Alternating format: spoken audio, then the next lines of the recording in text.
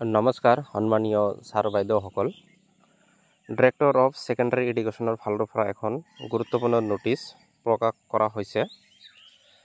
এই নোটিছখন নতুন একাডেমিক সেশনৰ কাৰণে কিছুমান গাইডলাইন বান্ধি দিয়া হৈছে, যেনেকুৱা ইন টাইম আউট টাইম মেন্ডেটৰি কৰা হৈছে, কেতিয়া স্কুলত আহিব লাগিব, কেতিয়া যাব লাগিব, আৰু ক্লাছ টিচাৰৰ কি দায়িত্ব আছে এই বিষয়ে এই নোটিছখন প্ৰকাশ কৰা হৈছে। নোটিছখন দিয়া হৈছে ডিৰেক্টৰ অফ সেকেন্ডাৰী এডুকেশ্যনৰ ফালৰ পৰা। কাক দিয়া হৈছে? The inspector of school all school ইনস্পেক্টৰসকলে দিয়া হৈছে। সাবজেক্ট দিয়া আছে regarding guidelines to be followed by the school for new academic session 2025-2026 of all district. সকলো ডিষ্ট্ৰিক্টলৈ প্ৰেৰণ কৰা হৈছে। তো আপোনালোকে স্ক্ৰীনত দেখাই পাইছে sir oblique madam. With reference to the subject cited above, I would like to inform you that as discussed in the Google Meet held on 19 May 2025 at 4 p.m, all school must strictly adhere to the following instruction. তো এখন Google meat কৰা হৈছিল।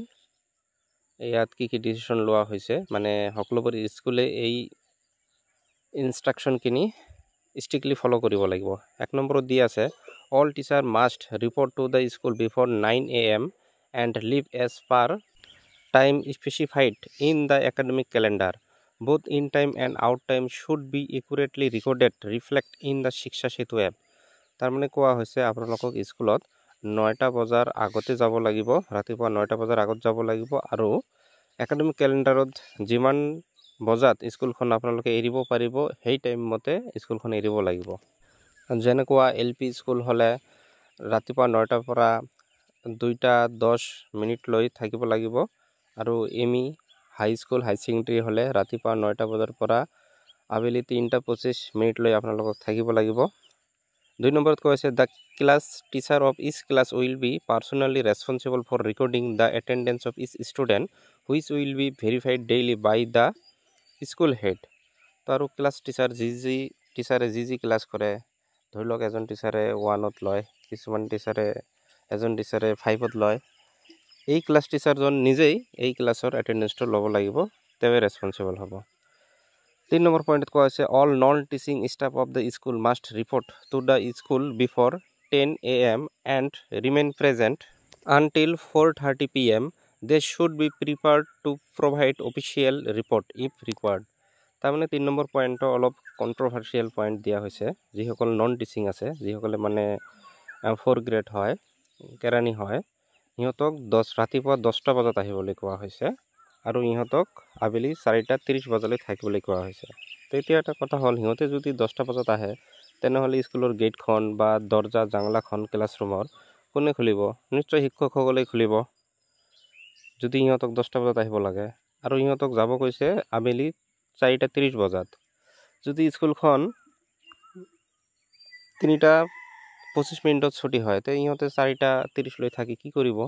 4 number point আছে all PGT teacher must engage in teaching in high school section the time table should be prepared accordingly. তাৰমানে যিসকলে PGT post graduate teacher আছে, সিহঁতক হাই স্কুলতো ক্লাছ ল'ব লাগিব। যদি হাই স্কুল আৰু হাই সেকেন্ডাৰী এমালগেটেড থাকে, তে সিহঁতক হাই স্কুলতো ক্লাছ ল'ব লাগিব। 5 নম্বৰ কোৱা হৈছে the school head will be responsible for ensuring strict compliance with the above instruction. Hard copies of the attendance record, PGT teacher class report etc. must be maintained at the school for further reference. তাৰমানে ওপৰৰ যিমানখিনি point আছে এইবিলাকৰ কাৰণে স্কুলৰ head টিচাৰে ৰেসপন্সিবল হ'ব, আৰু hard copies ৰাখিবলৈ কৈছে এটেন্ডেন্স शीट আৰু এটেন্ডেন্স ৰেকৰ্ডৰ, আৰু পিজিটি ছাৰসকলে যে ক্লাছ কৰি আছে তাৰ ৰেকৰ্ডটো ৰাখিবলৈ কৈছে, তাৰমানে ৰেজিষ্টাৰটো মেইনটেইন কৰিবলৈ কৈছে। This is for favour of your information and necessary action.